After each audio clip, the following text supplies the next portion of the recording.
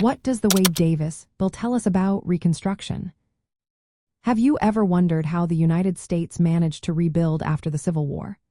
One key piece of legislation that played a significant role in this process was the Wade Davis bill. This bill, introduced in 1864, reveals the intense political struggles that shaped Reconstruction.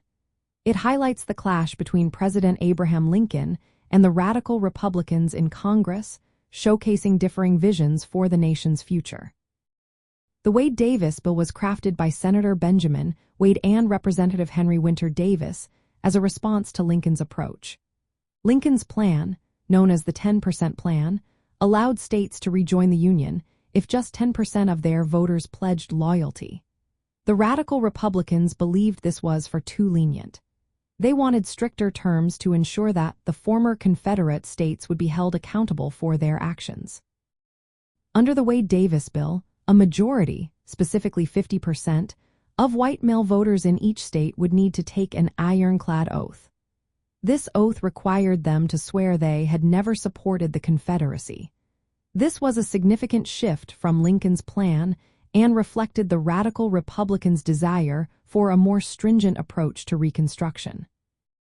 Additionally, the bill mandated the complete abolition of slavery in the rebel states. It also imposed penalties on those who had actively supported the Confederacy. Former Confederate officials and soldiers could lose their voting rights and citizenship. This was a clear message that the radical Republicans intended to punish those who had participated in the rebellion. The Wade Davis bill also asserted that Congress should have exclusive authority over the Reconstruction process. This meant that it was Congress, not the President, that would establish new Republican governments in the southern states. The bill proposed appointing provisional governors to enforce these conditions and oversee the creation of new state governments that would be loyal to the Union. Although the bill passed both houses of Congress, President Lincoln chose not to sign it, effectively using a pocket veto. Lincoln favored a more conciliatory approach to restore the Union quickly. He believed that a lenient policy would promote healing and reconciliation among the divided states. The Wade Davis bill illustrates the radical Republicans' insistence on a punitive approach to Reconstruction. Their focus on loyalty and congressional control contrasted sharply with Lincoln's vision of a more forgiving process. After Lincoln's assassination, Congress gained more power in shaping Reconstruction policies.